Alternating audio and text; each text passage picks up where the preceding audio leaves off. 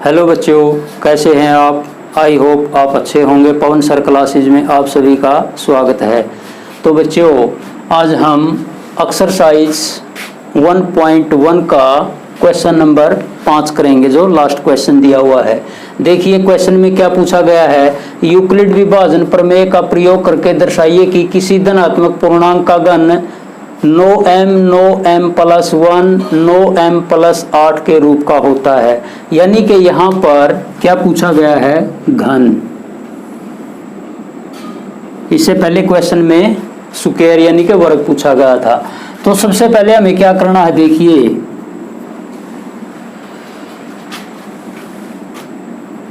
माना ए कोई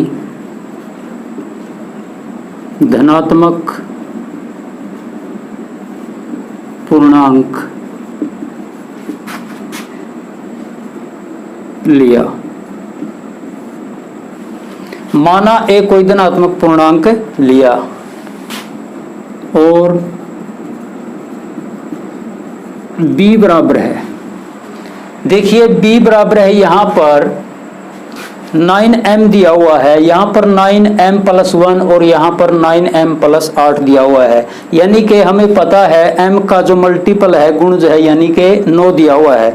मगर हम यहाँ पर b का जो मान है यानी कि b 9 के इक्वल में नहीं रखेंगे। क्यों नहीं रखेंगे, देखिए सबसे पहले आपको मैं ये बताऊंगा।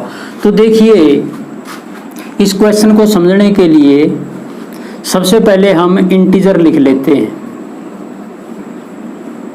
5 तक, या 6 7 लग भी लिख सकते हैं। अब देखिए यहाँ पर इस क्वेश्चन में क्या पूछा गया है, घन।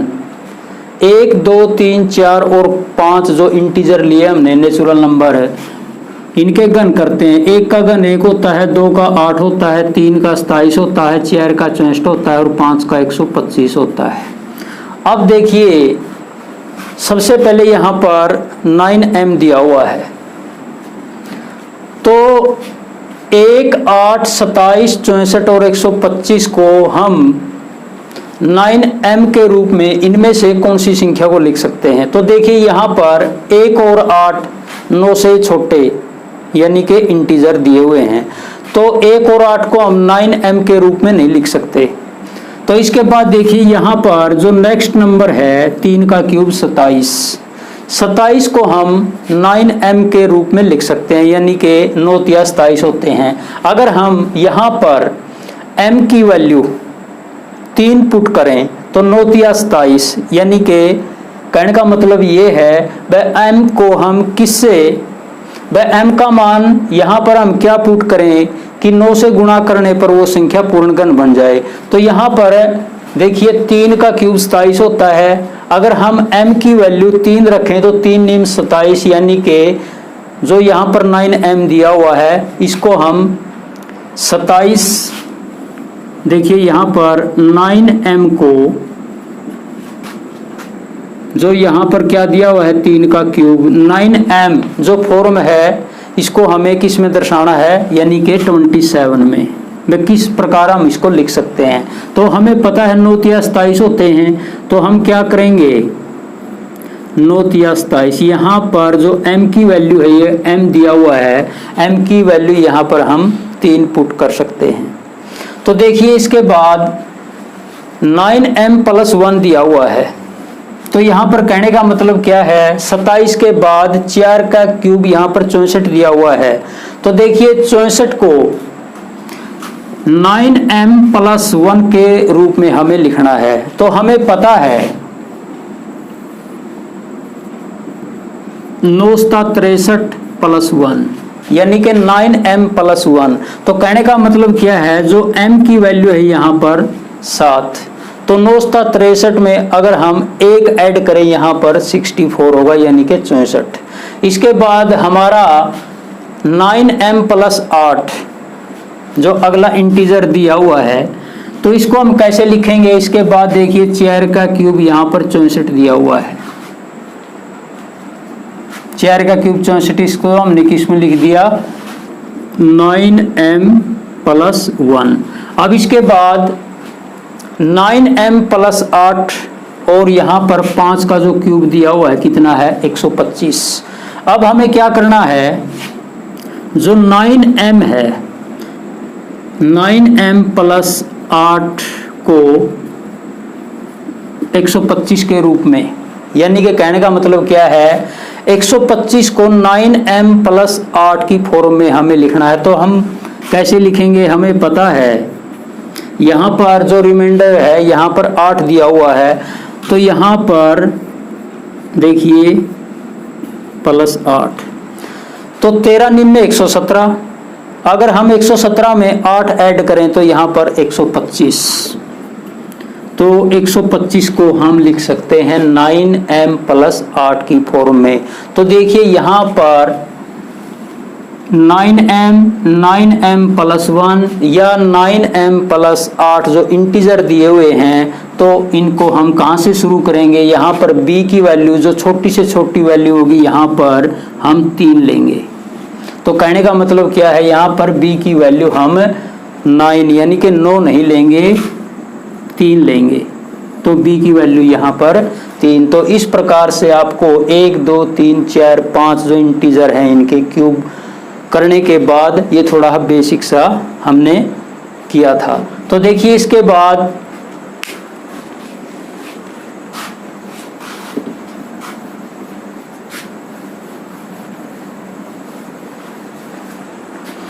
यहाँ पर हमने b बराबर है 3 यानी कि 3 के इक्वल में माना a कोई धनात्मक पूर्णांक हमने मान लिया, लेट कर लिया, और b बराबर है 3। तो अब हम क्या करेंगे, according to Euclid division algorithm,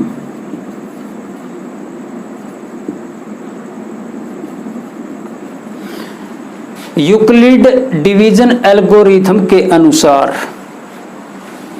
ए कोई पॉजिटिव पूर्णांक यानी कि इंटीजर हमने लिया और b बराबर है 3। तो देखिए यहाँ पर यूक्लिड विभाजन एल्गोरिथम क्या होता है, a equal to b q plus r, इस फॉर्म में होता है। यहाँ पर हमने b इक्वल टू यहाँ पर 3 लिया हुआ है, तो अब हम क्या करेंगे, a इक्वल टू b की जगह 3 प्लस r, तो हमारी ये इक्वेशन बनी। तो यहाँ पर क्या करना है, जहाँ पर 0 less than equal to remainder less than b, तो b का मतलब क्या है यहाँ पर 3, हम यहाँ पर 3 लिख सकते हैं यानी कि इस प्रकार से। तो इसका मतलब क्या है, देखिए जो रिमाइंडर है शेष या तो 0 के बराबर होगा या 0 से बड़ा होगा, या जो रिमाइंडर है किससे छोटा होगा, यानी कि रिमाइंडर लेस देन 3 दिया हुआ है तो किससे छोटा होगा, 3 से। तो जो रिमाइंडर है शेष है वो हमारा क्या होना चाहिए, 3 से छोटा 0 1 और 2, ये रिमाइंडर की पॉसिबल वैल्यू होनी चाहिए। यानी कि b की वैल्यू 3 है तो 3 से छोटा हमारा जो रिमाइंडर है वो होना चाहिए। सबसे पहले हमें ये बात समझनी है according to Euclid division algorithm. तो इसके बाद देखिए 1 बाय 1 एक एक करके हम क्या करेंगे, जो हमारी इक्वेशन है a equal to 3q plus r की जगह पहले 0 पुट करेंगे, 0 रखेंगे, फिर 1 रखेंगे, फिर 2 रखेंगे, और यहाँ पर क्या दिया हुआ है, गन का जो फॉर्मूला है वो अप्लाई करेंगे। तो देखिए इसके बाद सबसे पहले हमें क्या समझना है, यहाँ पर गन दिया हुआ है तो हमारी जो इक्वेशन थी a equal to 3q plus r, यहाँ पर r की जगह यानी कि जो रिमाइंडर है हमें 0 रखना है, 0 पुट करना है, तो a equal to 3q, r की जगह 0 रखेंगे, 3q में 0 ऐड करेंगे 3q। अब इसके बाद देखिए यहाँ पर क्वेश्चन में गन दिया हुआ है किसी पॉजिटिव इंटीजर का, तो अब हमें यहाँ पर क्या करना, देखिए इक्वल का निशान है, ये लेफ्ट हैंड साइड होती है, ये राइट हैंड साइड LHS और ये है RHS, दो साइड होगी। तो यहाँ पर हम क्या करेंगे, ब्रैकेट के अंदर cubing both side. Cubing both side का मतलब है दोनों तरफ गन करने पर। अब देखिए यहाँ पर दोनों साइड में हम गन करेंगे। अब देखिए यहाँ पर A3 3 क्यूब का क्यूब, 3 का क्यूब होता है 27 और क्यूब का क्यूब 3। अब देखिए यहाँ पर A का क्यूब इक्वल टू 27 क्यूब का क्यूब। तो यहाँ पर देखिए जिस फॉर्म में हमें दर्शाना है 9m दिया हुआ है, पहले नंबर पर 9m + 1 9m + 8 है। तो यहाँ से हमें 9 कॉमन बाहर निकालना है।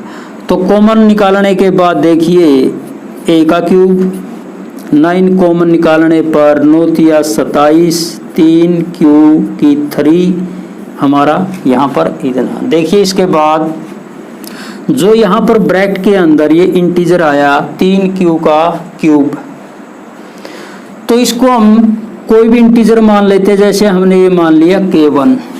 तो कहने का मतलब क्या है, जो ब्रैकेट के अंदर संख्या दी हुई थी 3 क्यूब की 3 यानी कि 3 क्यूब का क्यूब दिया हुआ है, इसको K1 के इक्वल लेट कर लेते हैं, मान लेते हैं। ये भी एक इंटीजर है, एक पूर्णांक है। तो हमारी इक्वेशन क्या बनी, A क्यूब इक्वल टू होगा, इसके बराबर होगा 9 और ये किसके इक्वल रखा था, K1 के। तो यहाँ पर K1 यानी कि इक्वेशन नंबर 1 हमारी यहाँ पर आ गई। अब देखिए इसके बाद 0 पुट करने के बाद हमें जो इक्वेशन दी हुई है हमारी ये, इसमें 1 पुट करना है यानी कि 1 रखना है। तो देखिए इसके बाद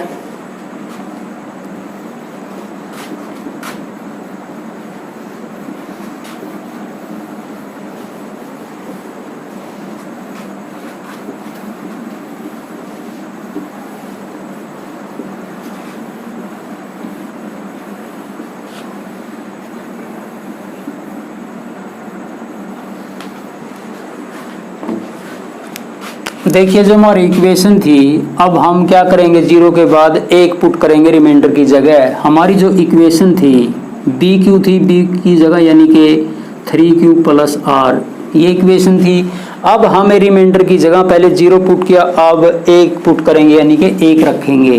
तो देखिए 3Q + R की जगह 1। तो वही तरीका, वही लॉजिक, क्या करेंगे, दोनों ओर गन करने पर, दोनों ओर गन करने पर यानी कि क्यूबिंग बोथ साइड्स। अब देखिए यहाँ पर A का क्यूब इक्वल टू 3Q + 1 का यानी कि होल क्यूब। अब देखिए यहाँ पर 3Q + 1 का क्यूब। अब हमें ये फॉर्मूला याद होना चाहिए, फॉर्मूला याद होना चाहिए किसका, क्यूब का। अब देखिए यहाँ पर एक आइडेंटिटी होती है A + B सारे का क्यूब यानी कि घन। ये फॉर्मूला हमें अच्छी तरह याद होना चाहिए। तो इसका फॉर्मूला क्या होता है, A का क्यूब + B का क्यूब + 3AB × A + B, ये होता है। अब हम क्या करेंगे, यहाँ पर इंटू दिया हुआ है, इस ब्रैकेट को ओपन करेंगे, इसके साथ मल्टीप्लाई करेंगे। A का क्यूब + B का क्यूब, 3 है यहाँ पर, ऐसे लिखेंगे A और A की मल्टीप्लाई A² B। इसके बाद क्या करेंगे, यहाँ पर प्लस दिया हुआ है, +3A B की और B की मल्टीप्लाई B², यानी कि A का क्यूब + B का क्यूब + 3A² B + 3AB²। ये फॉर्मूला, इस आइडेंटिटी के आधार पर हमें ये जो 3Q + 1 का क्यूब दिया हुआ है। तो देखिए इस प्रकार यहाँ पर हम क्या करेंगे, A का क्यूब, ये A और ये B मान लेते हैं हम, जैसे वहाँ पर A और B आइडेंटिटी में दिया हुआ है। तो सबसे पहले क्या करेंगे, 3q का क्यूब आ गया प्लस a का क्यूब करेंगे प्लस यहाँ पर देखिए इसको 3 इंटू यानी कि गुणा a स्क्वायर दिया हुआ है, ये हमने a लिया तो 3q का स्क्वायर, यहाँ पर क्या करेंगे मल्टीप्लाई, फिर क्या दिया हुआ है यहाँ पर b मल्टीप्लाई में b की वैल्यू यहाँ पर हमने 1 ली है, तो इसके बाद क्या करेंगे प्लस फिर 3 इंटू a 3q, फिर यहाँ पर वहाँ पर b स्क्वायर दिया हुआ है, b की वैल्यू यहाँ पर हम लेंगे 1 का स्क्वायर। अब देखिए इसके बाद a का क्यूब इक्वल टू होगा 3 का क्यूब कितना होता है 27 q की 3 प्लस 1 का क्यूब 1 होता है प्लस यहाँ पर देखिए इसको 3 का जो स्क्वायर होता है 9 की और 3 की जो मल्टीप्लाई होती है 27 एकम 27 करांगे और यहाँ पर क्यू स्क्वायर हो जाएगा प्लस इसके बाद देखिए 1 का स्क्वायर 1 होता है, यहाँ पर हमें क्या करना है 3 की और 3 की मल्टीप्लाई यानी कि 3 3 जा 9q। अब देखिए इसके बाद इस फॉर्म को अब हम लिखेंगे सिंपलेस्ट फॉर्म में। सिंपलेस्ट फॉर्म क्या होती है, सरलतम रूप, पहले बड़ी पावर उसके बाद छोटी पावर। तो सबसे पहले हम लिखेंगे इसको a3 बड़ी पावर यहाँ पर दी हुई है 27 q का क्यूब दिया हुआ है प्लस इसके बाद पावर 27 q की 2 दी हुई है प्लस फिर लिखेंगे 9q प्लस बाद में लिखेंगे 1। ये हमारी आ गई सिंपलेस्ट फॉर्म यानी कि सरलतम रूप, सरलतम रूप सिंपलेस्ट फॉर्म। अब देखिए यहाँ पर a का क्यूब इक्वल टू 1 को छोड़कर इनमें से हमें अब क्या करना है 9 कॉमन निकालना बाहर। तो क्या करेंगे 9 कॉमन निकालने के बाद 9 तिया 27 क्यूब लिखेंगे, फिर 9 तिया 27 यहाँ पर स्क्वायर दिया हुआ ये लिखेंगे, 9 से 9 एकम 9 यानी कि यहाँ पर क्या बचेगा q और जो प्लस 1 है ये बाहर लिखेंगे ब्रैकेट से, कोष्टक से बाहर। अब देखिए जो सारे का सारा ब्रैकेट के अंदर इंटीजर दिया हुआ है, पहले वाला हमने जो ब्रैकेट के अंदर था उसको k1 माना था, अब हम इस ब्रैकेट के अंदर जितने भी इंटीजर हैं सारे को हम क्या करेंगे k2 के इक्वल में मानेंगे। तो हमारी जो इक्वेशन बनेगी a का क्यूब 9 इसको हम k2 मान लेते हैं, तो हमारा k2 इस सारे की जगह k2 लिख दिया प्लस कितना है 1। तो कहने का मतलब हुआ ये हमारी इक्वेशन नंबर 2। अब देखिए यहाँ पर जो हमने इंटीजर k2 लिया था 3q की 3 plus 3q square plus q, इसको हमने माना था k2 एक इंटीजर के रूप में। तो ये चीज़ याद रखनी है। अब देखिए ये पहली इक्वेशन ये दूसरी इक्वेशन।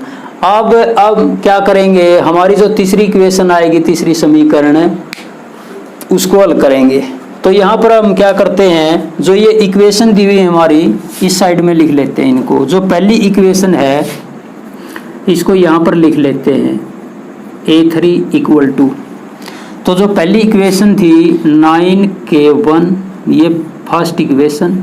सेकंड इक्वेशन है हमारी a3 equal to 9k2 plus 1 number 2। अब हमारी एक और इक्वेशन बनेगी इक्वेशन नंबर 3। अब देखिए थर्ड इक्वेशन में हमें क्या करना है, वही तरीका वही क्यूब वाली आइडेंटिटी हमें यहाँ पर अप्लाई करनी है। तो क्वेश्चन को बड़े ध्यान से करना, लेंथी क्वेश्चन है और क्यूब वाला क्वेश्चन है, इंपॉर्टेंट क्वेश्चन है प्यारे बच्चों, बड़े ध्यान से करना है। अब देखिए यहाँ पर जो हमारी ये इक्वेशन है 0 और 1 के बाद अब हम रिमाइंडर की जगह 2 पुट करेंगे यानी कि 2 रखेंगे। तो a equal to 3q plus r की जगह 2 रखेंगे आप। वही तरीका क्या करेंगे, ब्रैकेट में क्यूबिंग बोथ साइड, दोनों तरफ घन करने पर, क्योंकि क्वेश्चन में क्या पूछा गया है, घन, तो दोनों तरफ का घन करेंगे। अब देखिए यहां पर ए का क्यूब इस साइड का, लेफ्ट हैंड साइड का, यहां पर 3 क्यूब प्लस 2 का होल क्यूब। अब देखिए यहां पर 3 क्यूब प्लस 2 का क्यूब, तो इसको हमें क्या करना है, अब इसको क्यूब को, जो क्यूब वाली आइडेंटिटी है वो हमें यहां पर अप्लाई करनी है। ए का क्यूब, वही तरीका जो यहां पर दिया हुआ है ये यूज करना है हमें। तो सबसे पहले हम करेंगे, इसको ए मान लेते हैं, इसको बी मान लेते हैं, 3 क्यूब का क्यूब प्लस 2 का क्यूब प्लस, इसके बाद देखिए ध्यान से 3a स्क्वायर भी दिया हुआ है, 3 इंटू ए स्क्वायर, ए की वैल्यू यहाँ पर लेंगे, इसका स्क्वायर करेंगे, फिर मल्टीप्लाई करेंगे, बी की जगह 2 लिखेंगे, फिर प्लस करेंगे।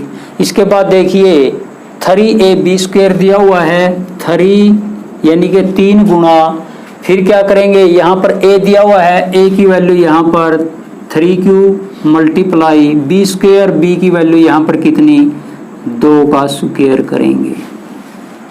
अब देखिए प्यारे बच्चों, a का क्यूब इक्वल टू होगा, 3 का क्यूब होता है 27 क्यू की 3 प्लस 2 का क्यूब 8 होता है।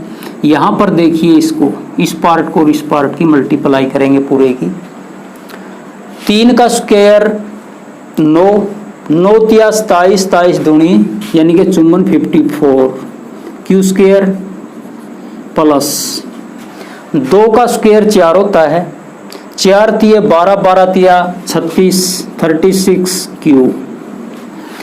अब वही तरीका, इस इक्वेशन को हम सिंपलेस्ट फॉर्म में लिखेंगे, सरलता रूप में। पहले बड़ी पावर, तो a का क्यूब, बड़ी पावर क्या दी हुई है 27 क्यू की 3, इसके बाद क्या दिया हुआ है 54 Q square plus 36 Q plus last में लिखेंगे 8।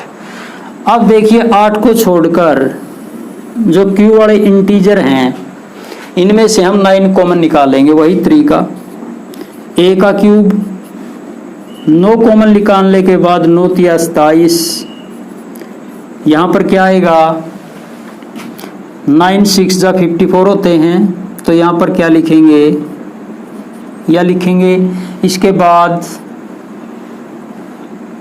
यहाँ पर 9 चौका 36, 4 क्यू, और इसके बाद क्या करेंगे 8। अब देखिए यहाँ पर 27 क्यू की 3 प्लस 54 क्यू की 2 प्लस 36 क्यू प्लस 8। अब देखिए यहाँ पर हमने 9 कॉमन निकाले, 9 तिया 27, 9 में 6 की 54 होती है क्यू स्क्वायर, 9 चौका 36, 4 क्यू और प्लस 8। अब देखिए जो ब्रैकेट के अंदर ये इंटीजर दिया हुआ है पूरे का पूरा, इसको K3 मान लेते हैं, तो 9 इस पूरे को K3 और प्लस 8, ये हमारी इक्वेशन नंबर 3। अब देखिए हमने यहाँ पर क्या किया था, जो ये ब्रैकेट के अंदर इक्वेशन दी हुई थी, इस इक्वेशन में हमने क्या किया था, देखिए 3Q3 plus 6Q square plus 4Q, ये हमने K3 के इक्वल में मान लिया इंटीजर। तो देखिए इसके बाद हमारी 3 इक्वेशन बन गई। तो यहाँ पर देखिए 3 इक्वेशन हमारी जो बनी, तीसरी इक्वेशन यहाँ पर 9K3 प्लस 8, इक्वेशन नंबर 3। अब देखिए इस क्वेश्चन को दोबारा से, यहाँ पर क्या दिया हुआ था, एक तो घन पूछ रखा है क्वेश्चन में 9m प्लस 1 या 9m प्लस 8 के रूप का होता है कोई भी पॉजिटिव इंटीजर, ये पूछा गया है। तो यहाँ पर देखिए m इंटीजर दिया हुआ है, हमने यहाँ पर इंटीजर है जो k1 k2 और k3 मान लिया। तो देखिए यहाँ पर जब m इंटीजर है तो यहाँ पर भी k1 k2 और k3 इंटीजर होंगे। तो इस प्रकार से इस क्वेश्चन में हम क्या लिखेंगे आगे देखिए, अतः हम कह सकते हैं कि we can say that cube of any positive integer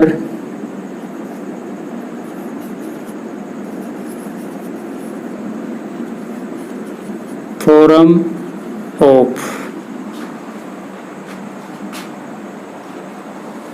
यानी कि कहने का मतलब क्या है, किस रूप में आना चाहिए, 9m प्लस 1 और 9m प्लस 8 के रूप का हो सकता है। वी कैन से हम कह सकते हैं कि cube of any positive integer, वह किसी भी धनात्मक जो पूर्णांक का क्यूब होता है वो किस फॉर्म में आ सकता है, फॉर्म ऑफ 9m प्लस 1 या 9m प्लस 8। यानी कि इसको ऐसे भी लिख सकते हैं अगर हम हिंदी में लिखना चाहें, अतः या इसलिए हम कह सकते हैं कि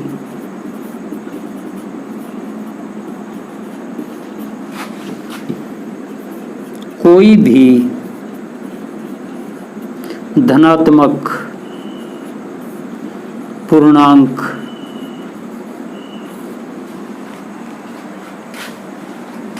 का घन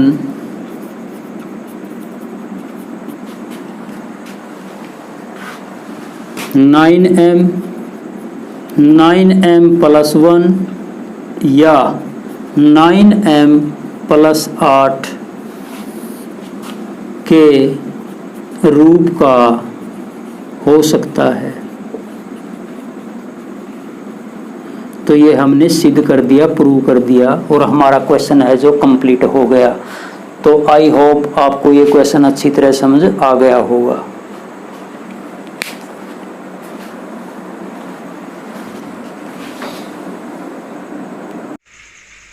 तो दोस्तों आज की वीडियो में बस इतना ही।